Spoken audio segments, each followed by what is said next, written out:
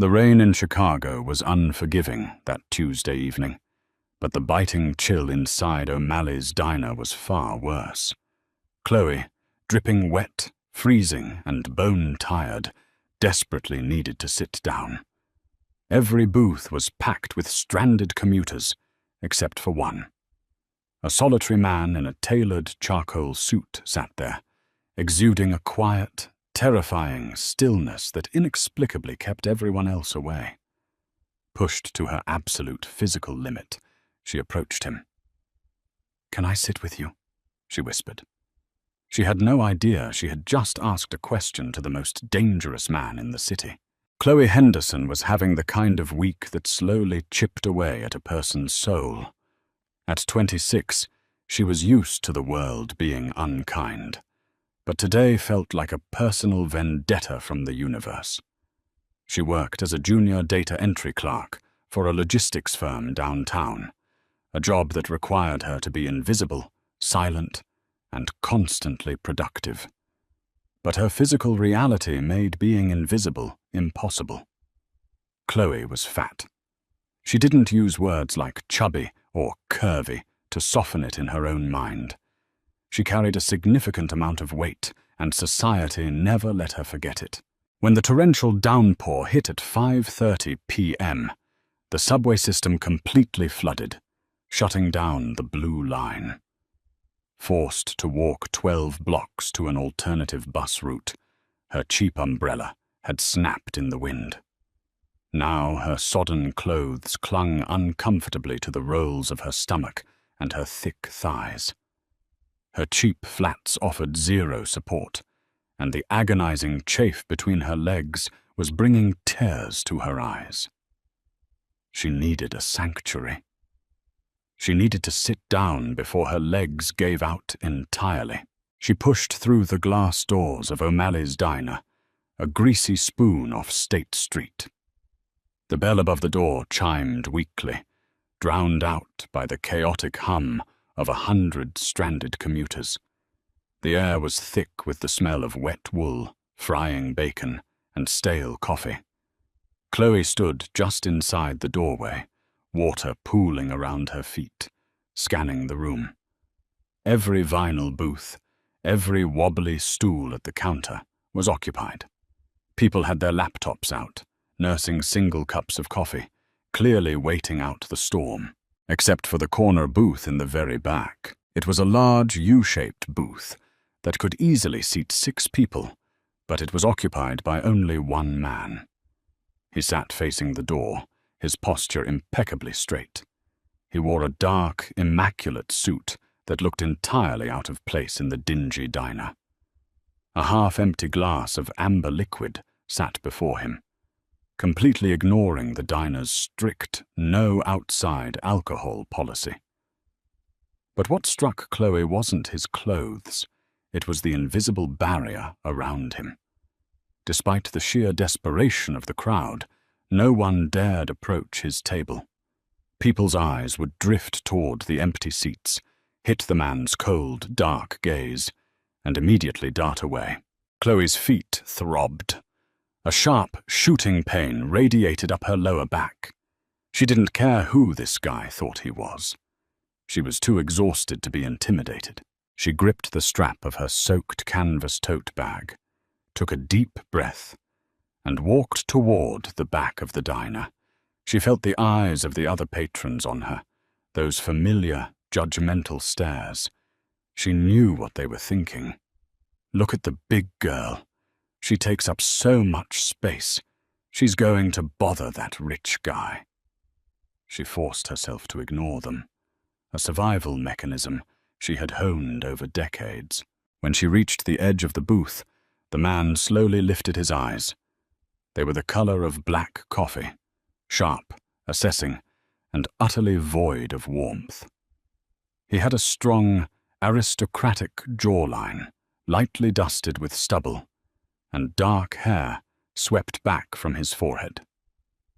He looked at her not with the usual disgust or pity she was accustomed to, but with a cold, calculating curiosity. Calculating for what? "Can I sit with you?" Chloe whispered. Her voice trembled, betraying her exhaustion. She gestured to the vast empty space on the opposite side of the table. Everywhere else is full. I just really need to sit down. For a long, agonizing second, the man said nothing. His eyes flicked down to her soaked, trembling form, noting her pale face and the way she shifted her weight to ease the pain in her feet. "Sit," he commanded. It wasn't an invitation. It was an order, delivered in a low, resonant baritone that sent a strange shiver down Chloe's spine. "Thank you," she breathed, sliding into the booth. She was hyper-aware of her body, carefully tucking her arms and legs in so she wouldn't encroach on his side of the table, though they were miles apart. She placed her wet bag on the floor, shivering violently as the diner's air conditioning hit her soaked clothes. The man watched her. "You are freezing," he stated. It wasn't a question. "I'll be fine," Chloe lied, wrapping her arms around her thick middle. "Just waiting out the rain." Before she could protest, he reached out, picked up a clean, heavy linen napkin from the table, something the diner definitely didn't supply, and pushed it across the Formica table toward her. "Dry your face."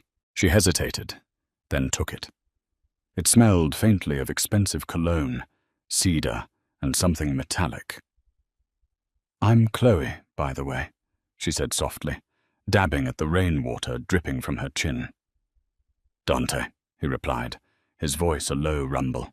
A waitress, an older woman named Brenda, who looked like she'd been working there since the 70s, approached the table with a visible tremor in her hands. She didn't look at Chloe.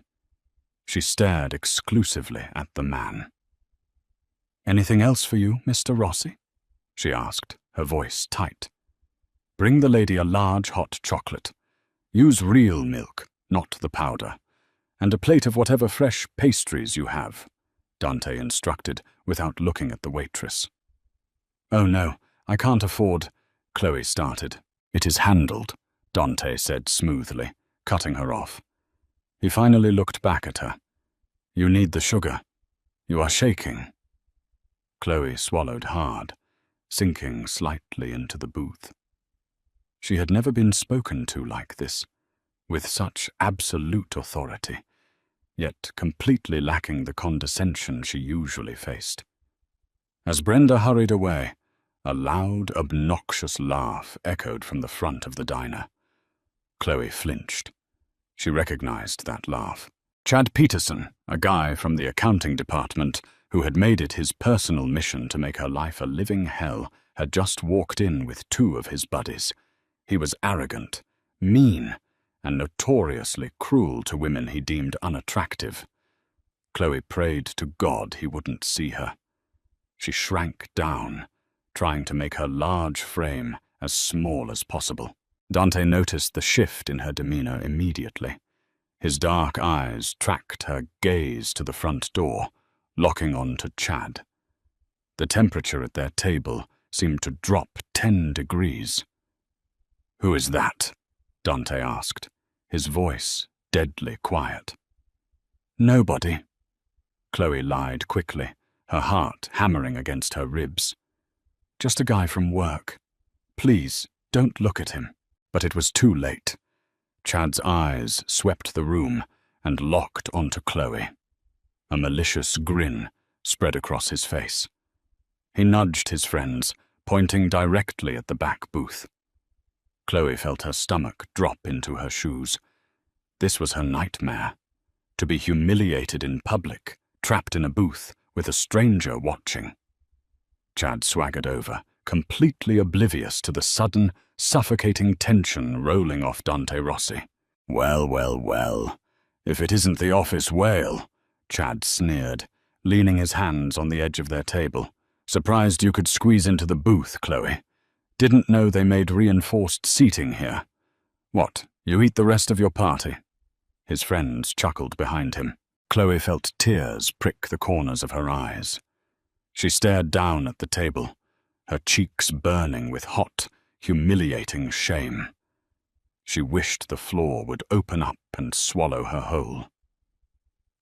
"Leave me alone, Chad," she whispered. "Or what?" Chad mocked, leaning in closer. He completely ignored Dante, assuming he was just some random businessman. "You gonna roll over me?" Dante hadn't moved a muscle. He hadn't even blinked. But when he spoke, the sheer malice in his voice made Chad freeze instantly. "You have exactly 3 seconds to step back from this table," Dante said softly. Chad blinked, finally looking at Dante. "Excuse me. Buddy, this is none of your business. I'm just joking with my co-worker here." 1. Dante counted, his voice barely above a whisper, yet it carried a lethal weight.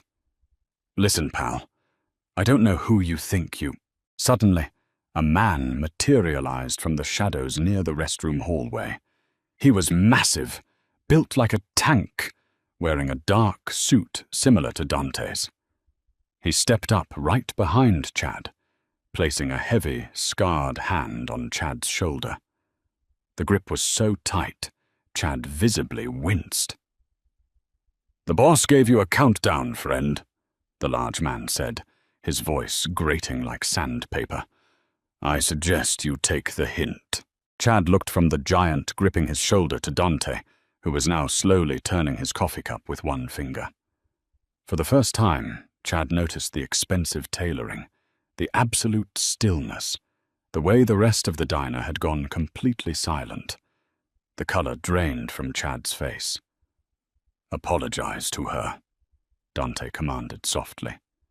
Chad swallowed hard, his bravado entirely evaporated. I'm sorry, Chloe. Just a joke." "Leave," Dante said. Chad and his friends practically tripped over themselves, scrambling out of the diner, choosing the pouring rain over whatever doom was sitting in that booth. The large man who had intervened gave Dante a brief nod and stepped back into the periphery, melting into the background. Chloe sat completely frozen. Her hands were shaking so badly, she had to fold them in her lap. The waitress arrived, nervously setting down a massive mug of hot chocolate and a plate of blueberry muffins, then scurried away. "Drink," Dante ordered, his tone softening only a fraction. Who are you?" Chloe asked, her voice trembling. "A man who hates loud noises and bad manners," Dante replied, taking a sip of his liquor. He looked at her, his eyes tracing the soft curve of her cheek, the fullness of her lips. "He is a coward. A man who insults a woman to make himself feel large is nothing but dust." Chloe looked down at her hands. "People say things like that to me a lot, because of how I look." Dante leaned forward slightly. The proximity made Chloe's breath hitch. "How you look as a woman. Soft, substantial, real." His dark eyes held hers, refusing to let her look away. "Men like him prefer bones, because they are afraid of a woman who takes up space in the world. Never apologize for the space you occupy." Chloe. Nobody had ever spoken to her like that. The sincerity in his eyes was overwhelming. She picked up the hot chocolate, the warmth radiating into her freezing hands, and took a sip. It was rich and sweet, and for the first time in hours, she felt a sliver of comfort. 30 minutes later, the rain showed no signs of stopping. Dante checked a heavy silver watch on his wrist. "The subways will be flooded until morning. I will take you home." "Oh no, you've done enough," Chloe protested, panic rising again. "I can call a cab." "There are no cabs," Dante pointed out rationally, "and I am not leaving you to walk the streets of Chicago in the dark." He stood up, dropping a $100 bill on the table for a tab that couldn't have been more than $10. He offered her his hand. Chloe stared at it. Large, strong, manicured but callous. Tentatively, she placed her hand in his. His grip was firm, surprisingly gentle as he helped her slide out of the booth. Outside, a sleek black Maybach was idling by the curb, indifferent to the parking restrictions. The massive man from the diner was holding the back door open, holding a massive black umbrella. Chloe felt entirely out of her depth as she climbed into the back seat. The interior smelled of rich leather and the same cedar cologne Dante wore. The seats were spacious, comfortably accommodating her wide hips without the painful pinch she usually experienced in taxis or airplanes. Dante slid in beside her, leaving a respectful distance between them. The partition to the driver was closed. The ride was silent, insulated from the chaos of the city storm outside. Chloe gave the driver her address in a lower-income neighborhood on the south side. When they pulled up to her crumbling apartment complex, the stark contrast between the luxury of the Maybach and her reality was jarring. "Thank you, Dante," she said softly, clutching her worn tote bag. "For the hot chocolate, and for what you said to Chad." Dante turned to her. The streetlights illuminated half his face, leaving the other in shadow. "Lock your doors tonight, Chloe, and if that man speaks to you again, you tell him Dante Rossi sends his regards." Chloe nodded, her heart fluttering violently. She stepped out into the rain, running up the concrete stairs to her building. When she looked back, the Maybach was still there, waiting until she was safely inside the lobby, before peeling away into the dark. The next morning, the fluorescent lights of the logistics office felt harsher than usual. Chloe sat at her cubicle, her mind miles away from the spreadsheets glowing on her monitor. She couldn't stop thinking about the dark, intense eyes of Dante Rossi. She had Googled the name the moment she got into bed, but the results were terrifyingly vague. A few shell corporations, a legitimate import-export business on the docks, and whispered forum rumors about the Chicago outfit. She had shared a booth with a ghost. A very powerful, very dangerous ghost. Chad wasn't at work. By noon, the office rumor mill, led by her only work friend, Sophia, was in overdrive. "Did you hear?" Sophia whispered, leaning over the partition, her eyes wide. Chad sent an email to HR at 3 a.m. He resigned, effective immediately, said he was moving back to Ohio. Chloe's hands froze over her keyboard. "You tell him Dante Rossi sends his regards." "That's crazy," Chloe managed to say, her throat dry. "I know, right? Good riddance. The guy was a creep," Sophia said, popping her gum. "Anyway, there's a delivery for you at the front desk. Looks expensive." Chloe frowned. She never got deliveries at work. She walked to the reception area, her anxiety spiking. Sitting on the counter was a massive, matte black box tied with a thick crimson ribbon. A heavy cream-colored envelope was tucked under the bow. "Guy who dropped it off looked like a Secret Service agent," the receptionist muttered, eyeing the box suspiciously. Chloe carried the heavy box to the empty break room. With trembling fingers, she untied the ribbon and opened the lid. Inside, nestled in layers of black tissue paper, was a dress. But not just any dress.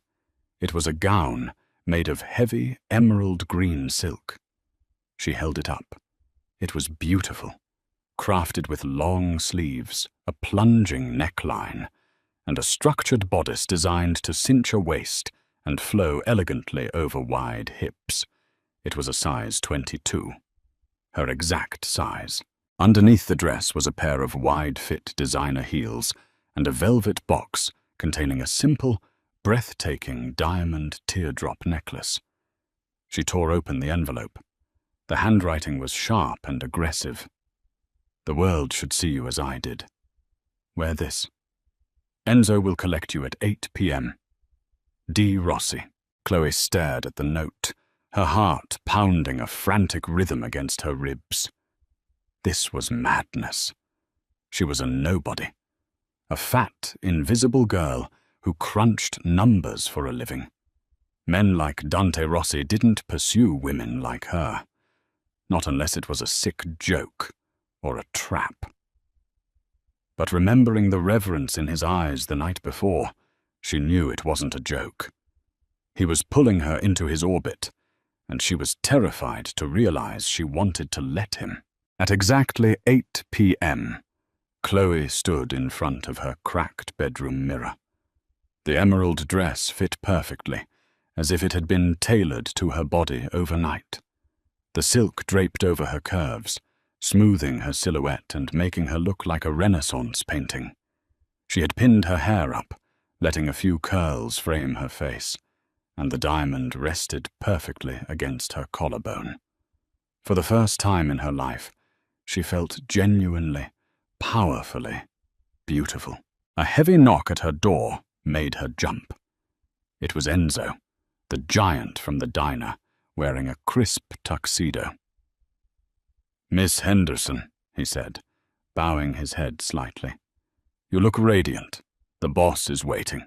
The Maybach whisked her away from the south side, taking her deep into the heart of downtown, pulling up to the back entrance of the Obsidian, an ultra-exclusive underground club. Enzo led her through a labyrinth of private corridors until double doors opened into a massive VIP mezzanine overlooking the main club floor. The room was filled with men in expensive suits and women in diamonds, but the air was heavy with an unspoken tension. At the far end of the room, sitting on a leather sofa that looked more like a throne, was Dante. He was wearing a black tuxedo, looking like a dark god of the underworld. As Chloe entered, the conversation in the room died. Every eye turned to her. She felt the familiar panic rise, the fear of being looked at, of taking up space. But then Dante stood up. He didn't just look at her, he devoured her with his eyes. He walked across the room, the crowd parting for him like the Red Sea. He stopped in front of her, reaching out to gently trace her jawline. "Exquisite," he murmured, his voice sending heat straight to her core. He took her hand and led her to the center of the room. A man with a scarred face and a heavy Russian accent stepped forward. "So this is the new pet, Rossi?" The Russian man sneered, eyeing Chloe up and down. "A bit heavy for your tastes, isn't she?" The room went dead silent. The music from the club below seemed to fade away. Dante didn't yell. He didn't even raise his voice. He simply turned to Enzo. "Break his legs, both of them, and throw him in the alley."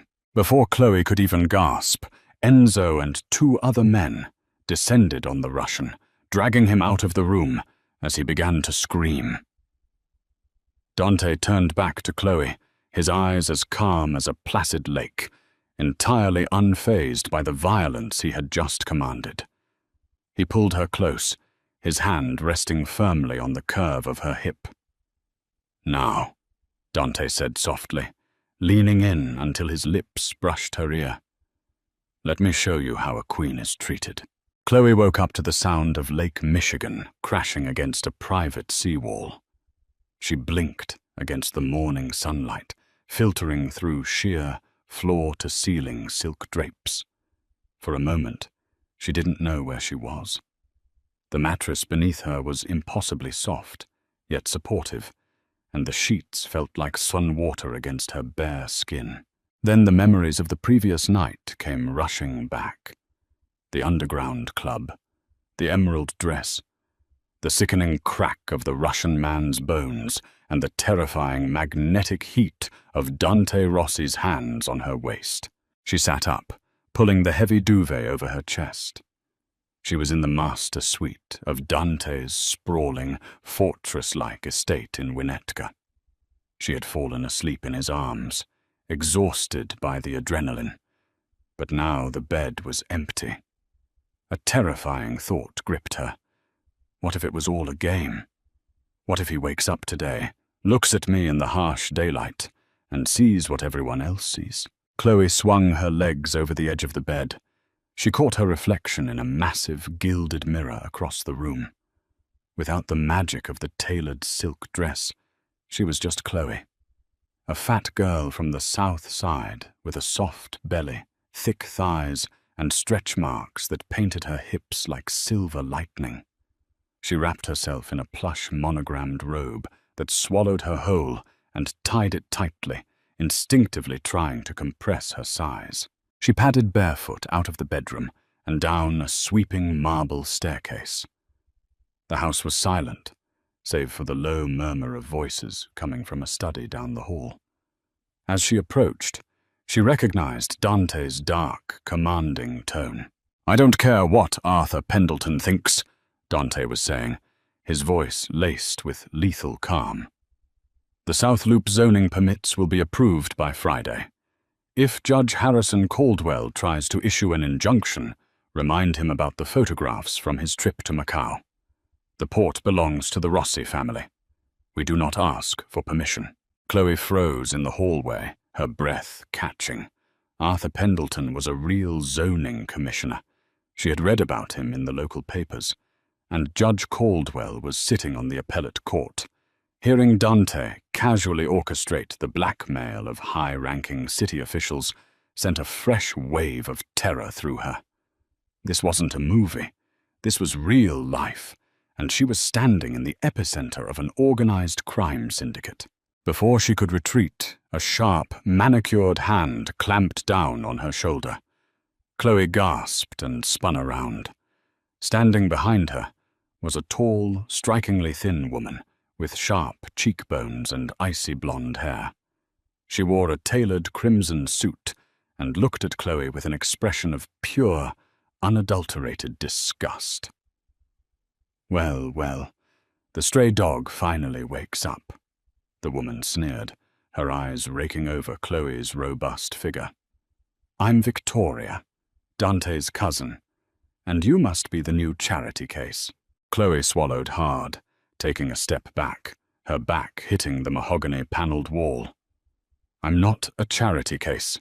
Victoria let out a dry, humorless laugh. "Please, look at yourself. Do you honestly believe a man like Dante Rossi, a man who could have any supermodel on the eastern seaboard, wants a woman who looks like a parade float? You are a novelty, a fat, naive little plaything he picked up because he was bored. He has a savior complex, sweetie, but once he realizes how much space you take up, he'll throw you back in the gutter where you belong." The words hit Chloe like physical blows. They were the exact manifestation of her deepest, darkest insecurities. The heavy, suffocating shame she had carried her entire life settled over her chest. Victoria was right. It was a delusion. Tears pricked Chloe's eyes, and she looked down at the floor, pulling the robe tighter. "Where is the door? I want to leave." "An excellent idea," Victoria purred, stepping aside to point toward the grand foyer. "I'll even have one of the guards call you an Uber XL, since a regular car might not fit. Victoria." The name cracked through the hallway like a gunshot. Dante stood in the doorway of his study. He had shed his suit jacket, his white dress shirt rolled up at the forearms, revealing dark ink winding around his wrists. His face was a mask of terrifying, absolute fury. Victoria stiffened, her arrogant smirk faltering. "Dante, darling, I was just explaining to your guest how things work." Dante didn't walk. He stalked down the hallway. He moved with the terrifying grace of an apex predator. He ignored Victoria entirely, stopping directly in front of Chloe. He reached out, his large hands gently framing her face, his thumbs wiping away the single tear that had escaped her eye. "Did she tell you that you are not wanted here?" Dante asked softly, his eyes searching hers. Chloe could only nod, her throat too tight to speak. Dante turned his head slowly to look at his cousin. The temperature in the hallway seemed to plummet. "Enzo!" Dante called out, his voice not raising an octave, yet carrying through the massive house. Instantly, the giant of a man appeared from the shadows of the foyer. "Victoria is leaving," Dante stated, his eyes never leaving his cousin's suddenly pale face. "You have exactly 2 hours to pack your belongings, Victoria. You are stripped of your shares in the Hawthorne real estate holdings, and you are banished from Chicago. If you set foot in this city again, I will have Enzo bury you beneath the new concrete at the South Loop docks." Victoria gasped, her hands shaking. "Dante, you can't be serious over her. She's just a—" "She is mine," Dante interrupted, the sheer possessive violence in his tone making both women flinch. "And you will address her as your superior, or you will not address her at all. Get out." Enzo stepped forward, gripping Victoria's arm and dragging her away as she began to sob hysterically. Dante turned back to Chloe. He didn't offer apologies for the violence of his world. Instead, he untied the tight knot of her robe, letting the heavy fabric fall open slightly to reveal the soft, rounded curve of her stomach and the deep plunge of her cleavage. He ran his hands down her waist, gripping her wide hips with a desperate, heavy reverence. "Listen to me," Dante whispered fiercely, pressing his forehead against hers. "I am surrounded by fragile, hollow people who break when the wind blows. I do not want skin and bones. I want substance. I want gravity. You are a goddess carved from marble, Chloe. I do not want you to shrink. I want you to take up every inch of space in my life. Do you understand me?" Chloe sobbed, a sound of pure relief and overwhelming emotion. She wrapped her arms around his thick neck, pressing her heavy body against his solid chest. For the first time in her 26 years, she didn't feel like a burden. She felt like an anchor. 3 weeks passed. Chloe's old life felt like a fever dream. Dante had sent an associate to her logistics firm to clear out her desk, and her bank account had suddenly swollen with a deposit so large it made her dizzy. She was living in a state of suspended animation, cloistered within the heavy security of the Winnetka estate. Dante treated her with a devotion that bordered on religious worship. He hired private tailors from Milan to fly in, ensuring every piece of clothing she wore was custom designed to celebrate her size, banishing the shapeless black garments she used to hide in. He fed her rich, decadent meals, watching her eat with dark, hungry eyes, kissing the soft curve of her double chin and the heavy rolls of her stomach as if they were sacred texts. But the reality of his world was a constant, suffocating shadow. She saw the men with holstered weapons patrolling the perimeter. She noticed how Dante sometimes came to bed at 4 a.m., smelling of copper and bleach. She was the queen of a very bloody castle. On a crisp Tuesday afternoon, cabin fever finally took its toll. Dante was in a high-stakes meeting regarding a union strike, so Chloe convinced Enzo to take her to Oak Street for some shopping. "The boss isn't going to like this, Miss Chloe," Enzo grumbled as he steered the armored SUV toward downtown. "I just need to breathe air that doesn't smell like cigar smoke and strategy meetings, Enzo," Chloe pleaded from the back seat. "Just 1 hour." Enzo relented, pulling up to a high-end designer boutique that Dante had quietly purchased a controlling stake in the week before. As they walked in, the manager immediately locked the front doors behind them, flipping the sign to "Closed for private event." Enzo took up his post by the glass storefront, his eyes scanning the street while Chloe browsed the racks of custom silk scarves.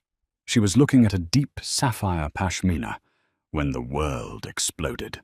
A heavy, matte black van slammed onto the curb outside.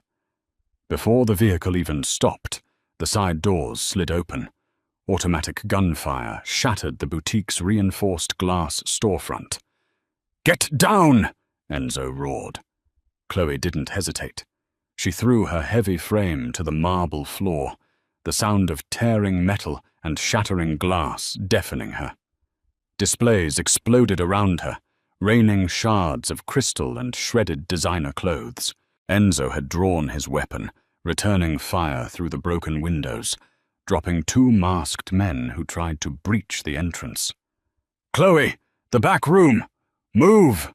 he yelled over the gunfire. Panic, primal and blinding, seized her. Chloe scrambled to her feet. She wasn't fast, and she wasn't agile. Her thighs burned, and her chest heaved as she sprinted toward the rear of the store. The Russian syndicate, they had to be the Russians Dante had humiliated at the club, had tracked her. They knew she was Dante's weakness. She reached the heavy, steel-reinforced door of the VIP fitting room. She wrenched it open and threw herself inside, but before she could pull it shut, a massive, masked man in tactical gear shoved his way into the narrow hallway. He had bypassed Enzo through a side fire exit. He raised a suppressed pistol, aiming directly at Chloe's chest. "Rossi sends his regards, fat bitch," he growled in a thick Russian accent. He lunged to wedge his heavy combat boot into the doorframe, preventing her from closing it. Chloe had seconds to react. She couldn't fight him hand to hand. She couldn't outrun him. But she had something else. She had mass. With a guttural scream, fueled by sheer survival instinct, Chloe didn't try to push the door with her arms. Instead, she took a step back, dropped her shoulder, and threw her entire body weight, 280 pounds of absolute gravity, directly against the heavy steel door. The impact was brutal. The steel door slammed into the assassin's leg with the force of a moving truck. A sickening snap echoed over the gunfire outside, followed by an agonizing shriek. The man's knee inverted, the bones crushing under the immense pressure of the reinforced door, driven by her total body weight. He dropped his gun, collapsing backward into the hallway, screaming in agony. Chloe slammed the door shut, throwing the deadbolt lock just as Enzo rushed into the back hallway. She heard 2 suppressed shots, and the Russian's screaming abruptly stopped. Chloe sank to the floor of the fitting room, pulling her knees to her chest, hyperventilating. Her shoulder throbbed violently, but she was alive. She had saved herself. 10 minutes later, the screeching of tires and the chopping roar of a private helicopter echoed outside. The steel door of the fitting room rattled.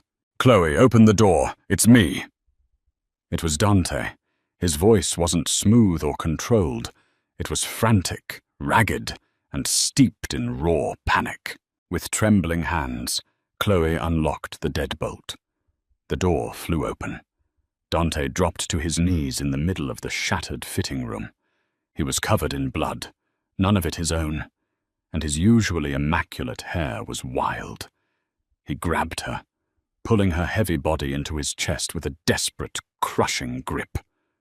He buried his face in the crook of her neck, inhaling her scent as if she were oxygen, and he had been drowning. "Are you hurt? Did they touch you?" he demanded, his hands frantically roaming over her arms, her back, her waist, checking for bullet holes. "No," Chloe sobbed, gripping his bloody dress shirt. "I'm okay. I crushed his leg in the door. Enzo got him."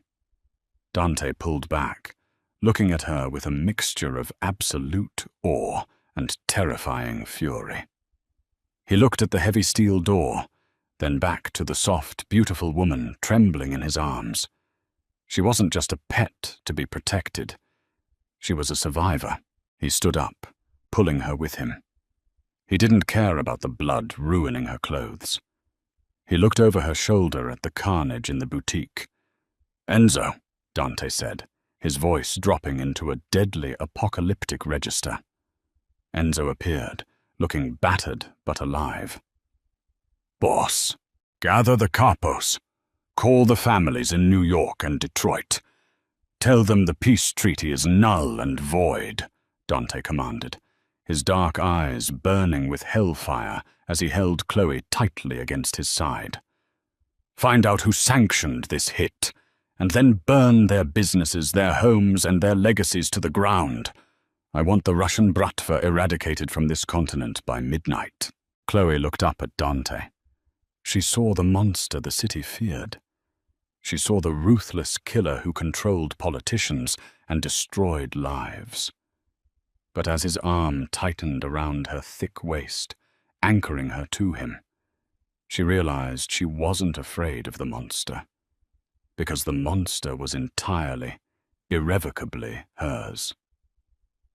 "Let's go home, my queen," Dante whispered, kissing her forehead amidst the ruins. Chloe nodded, stepping over the shattered glass, fully accepting the heavy, bloody crown he had placed upon her head. For the next 72 hours, the city of Chicago bled in the shadows. The Winnetka estate was locked down, transformed from a luxurious mansion into a heavily fortified military command center. Black SUVs with reinforced plating tore up and down the winding driveway at all hours. Men in tactical gear, carrying suppressed submachine guns, patrolled the manicured gardens, their breath pluming in the freezing night air. From the heavy oak doors of his study, Dante orchestrated a total purge of the Russian Bratva's Midwestern operations. Warehouses burned in Gary, Indiana. Shipping containers at the port of Chicago were seized, and high-ranking Bratva lieutenants quietly disappeared from their penthouses, never to be seen again. Chloe remained inside the eye of the hurricane. Dante refused to let her out of his sight. Even when he was conducting meetings with his capos, he kept her beside him. She would sit in a plush leather armchair by the fireplace, her heavy, soft body draped in expensive cashmere, reading or simply watching him work. She was his anchor. Whenever the violence of the war seemed to pull him too far into the darkness, Dante would look across the room, lock eyes with her, and the terrifying, cold calculation in his gaze would melt into a fiercely protective warmth. But Chloe was not content to simply be a protected jewel. The assassination attempt at the boutique had fundamentally shifted something inside her. She had tasted the sheer, adrenaline-fueled power of her own mass when she crushed the Russian hitman's leg. She was done hiding. She was done being the invisible data clerk who let the world walk all over her. On the fourth night, the atmosphere in the study was suffocatingly tense. Dante sat behind his massive mahogany desk, his knuckles white as he stared at a series of ledgers. Standing before him was Vincent Moretti, his second-in-command, a slick, sharp-featured man who had been with the Rossi family for 2 decades. Enzo stood silently in the corner, a massive, unmoving shadow. "The Russians knew exactly when her security detail shifted," Dante said, his voice a low, lethal hum that made the crystal decanters on the side table vibrate. "They knew she was at the boutique on Oak Street. That location was purchased through 3 shell companies. It was off the books. So tell me, Vincent, how did a Bratva hit squad know to bypass the perimeter?" Vincent ran a hand through his greased hair, looking stressed. "Boss, I don't know. We've interrogated the surviving spotters. They claim they got an anonymous tip through an encrypted server routed through the Cayman Islands. They're using a ghost logistics network. It's untraceable." "Nothing is untraceable," Dante snarled, slamming his fist onto the desk. "Someone inside this house is leaking my movements." Chloe, who had been sitting quietly by the fire, set down her book. She looked at the stacks of printed spreadsheets and shipping manifests scattered across Dante's desk. Her mind, honed by years of analyzing complex supply chains and identifying data anomalies for $30,000 a year, instinctively recognized the formatting. She stood up, Her thick thighs brushed against the silk of her loungewear. As she walked deliberately toward the desk, Vincent shot her a look of thinly veiled irritation, clearly annoyed that the boss's heavy pet was interrupting family business. "May I see those?" Chloe asked softly, pointing to a stack of port manifests. "Chloe, Mia Regina, this is not something you need to burden yourself with," Dante said, though his tone immediately softened the moment he spoke to her. "I spent 5 years auditing logistics routes for transatlantic freight, Dante," she replied calmly, not breaking eye contact with him. "Before I was sitting in this house, I was the person staring at these exact types of spreadsheets for 10 hours a day. Let me look." Dante studied her face for a second. The deep, intelligent fire in her eyes captivated him. He leaned back in his leather chair and gestured to the desk. "Show her." Vincent bristled, his face flushing red. "With all due respect, boss, these are highly sensitive internal family audits. We can't have a civilian tampering with the data." "She is not a civilian," Dante corrected, his voice dropping into a deadly register. "She is the woman who shares my bed, and she is the reason we are having this conversation. Give her the files, Vincent." Reluctantly, Vincent shoved the binders across the mahogany surface. Chloe pulled up a heavy chair and sat directly beside Dante. He immediately draped an arm over the back of her chair, his hand resting possessively on her wide hip, his thumb drawing slow circles against her waist as she worked. For 2 hours, the room was silent except for the rustle of paper and the clicking of Chloe's manicured nails tapping against the desk. She cross-referenced the encrypted IP bounces Vincent had provided against the shipping manifests of the Rossi family's legitimate import-export shell companies. Suddenly, she stopped. She traced a thick finger down a column of numbers, her brow furrowing. She pulled a ledger from the previous month and laid it beside the current one. "Vincent," Chloe said, her voice steady and clear in the quiet room. "You said the anonymous tip was routed through a Cayman server, correct?" "Yes," Vincent snapped, clearly impatient. "A ghost node." "It's not a ghost node," Chloe said, turning the ledger around to face Dante. She leaned over, her heavy, soft breasts pressing against Dante's arm as she pointed at the figures. "Look at this routing number. It matches the dummy corporation the Rossi family uses to pay municipal bribes in Cook County. But there's a micro-discrepancy in the weight logs for the cargo ships entering the South Loop docks." Dante leaned in, his dark eyes scanning the numbers she highlighted. "Explain." "Every Tuesday, a freighter logs in 300 tons of concrete for the Hawthorne real estate project," Chloe explained, her voice gaining confidence. "But the fuel consumption algorithms for those specific ships don't match the reported weight. The ships are running too light. They're falsifying the manifests to hide empty cargo containers." "Why would they do that?" Enzo asked from the corner, stepping closer. Chloe looked directly at Vincent. "Because empty containers are the perfect place to smuggle out untraceable cash. And the IP address that sent the tip to the Russians? It didn't come from the Caymans. It bounced off a local cellular tower directly adjacent to the Hawthorne construction site, a site managed exclusively by Vincent." The temperature in the room plummeted to absolute zero. Vincent's face went completely white. He looked from the spreadsheets to Chloe, and then to Dante. This is absurd," Vincent stammered, taking a step backward. "You're going to listen to this? A fat, glorified secretary playing detective? She doesn't know what she's looking at. She's making it up to feel important." Dante didn't yell. He didn't even stand up.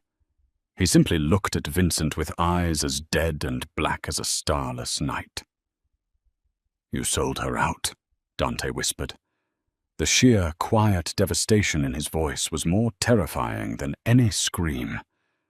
"You sold my soul to the Bratva." "Boss, please, you have to listen to me," Vincent begged, the arrogant facade completely shattering. He raised his hands, backing slowly toward the heavy oak doors. "The Russians were offering a 50% cut of the Midwest transit routes. I was trying to secure the family's future. You've been distracted. Ever since you brought this woman into the house, you've been weak." Enzo moved with terrifying speed for a man of his size. Before Vincent could reach the brass doorknobs, Enzo had him by the throat, slamming him against the heavy wood with a bone-rattling thud. Dante slowly stood up from his desk. He adjusted the cuffs of his tailored shirt, his face an impenetrable mask of violence. He walked around the desk, standing beside Chloe. He placed a heavy, reassuring hand on her shoulder, anchoring her to him. "You think she is a weakness?" Dante asked, his voice echoing in the cavernous study. He looked down at Chloe, his eyes filled with a dark, twisted reverence. "She is the only reason you are standing here, Vincent. If she had not crushed your assassin's leg, I would have burned this entire city to ash looking for a ghost. You underestimated her because you are blinded by your own arrogance." Chloe sat perfectly still. She didn't shrink away from the violence unfolding in front of her.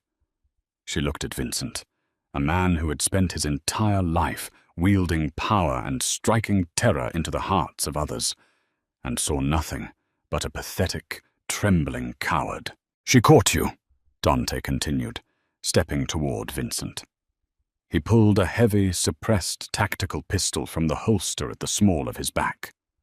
"A woman you deemed invisible saw every single one of your sins in the margins of a spreadsheet." "Dante, please!" Vincent sobbed, tears streaming down his face as Enzo held him pinned. 20 years. I bled for your father. I bled for you." "And now," Dante said, leveling the weapon directly at Vincent's chest, "you bleed for my queen." "Thwip! Thwip!" 2 suppressed shots echoed through the study. Vincent's body went entirely limp, sliding down the oak door, leaving a thick smear of crimson in his wake. Enzo stepped back, his expression completely blank, awaiting his next order. "Clean it up," Dante commanded coldly, "and send his head to the Bratva command in New York. Tell them Chicago is closed." Dante turned his back on the corpse and walked back to Chloe. He holstered the weapon, his chest heaving slightly. He knelt before her chair, taking both of her trembling hands in his. He pressed his lips to her knuckles, his dark eyes searching her face for any sign of revulsion or fear. "Are you afraid of me, Chloe?" he whispered. Chloe looked at the blood on the floor, and then down at the man kneeling before her. The most dangerous man in the Midwest, submitting himself entirely to her judgment. She thought about her old life, the agonizing bus rides in the rain, the cruel jokes from men like Chad, the constant, suffocating feeling of taking up too much space in a world that wanted her to disappear. She took a deep breath, her heavy chest rising and falling. She slipped her hands out of his grasp, reached forward, and cupped Dante's jaw. "No," Chloe answered firmly, her voice steady and clear. "I'm not afraid." Dante closed his eyes, leaning into her touch, a sound of profound, guttural relief escaping his chest. He stood up, pulling her to her feet, wrapping his arms securely around her thick waist, burying his face in her soft neck. 1 month later, the landscape of Chicago's underworld had been completely rewritten. The Bratva was entirely eradicated from the Midwest, and the remaining crime families had fallen into strict, terrified line under the Rossi Syndicate. The grand ballroom of the Drake Hotel was bathed in the warm, golden light of crystal chandeliers. It was the annual charity gala, a mandatory gathering for the city's political elite, high society families, and the silent rulers of the underworld. The room was packed with billionaires and power brokers, a sea of tailored tuxedos and designer gowns. When the heavy oak doors at the top of the grand staircase opened, a hush fell over the massive ballroom. The string quartet abruptly stopped playing. Dante Rossi stood at the top of the stairs, looking like a dark, conquering king in an immaculate black tuxedo. But all eyes were instantly drawn to the woman standing beside him. Chloe looked breathtaking.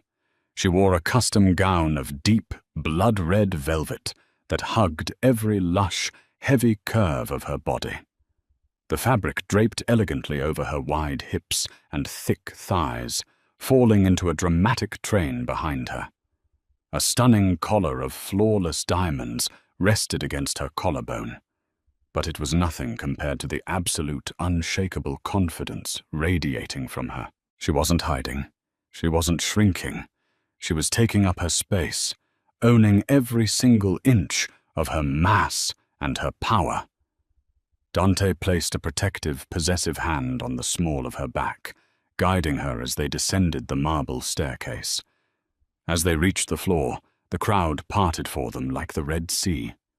Powerful men who controlled unions, judges who dictated laws, and ruthless capos who ran the streets, all immediately bowed their heads in deep, genuine respect. They weren't just showing deference to Dante.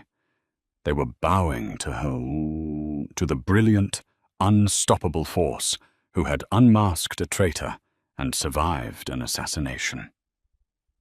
Chloe Henderson, the invisible data clerk from the South Side, walked through the sea of Chicago's elite, her heavy hips swaying gracefully under the velvet.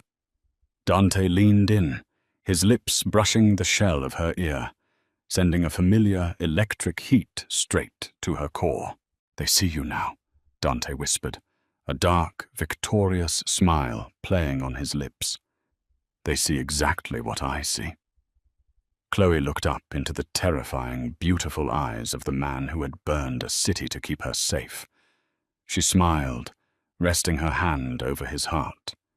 She had asked to sit in an empty booth to escape the rain, but in doing so, she had found her throne, and that's the explosive finale of Chloe and Dante's story. From a rainy diner to the absolute peak of Chicago's underworld, Chloe proved that true power doesn't come from shrinking yourself to fit the world, but from taking up exactly the space you deserve.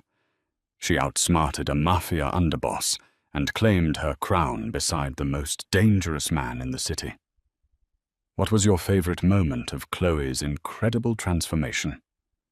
Let us know in the comments below.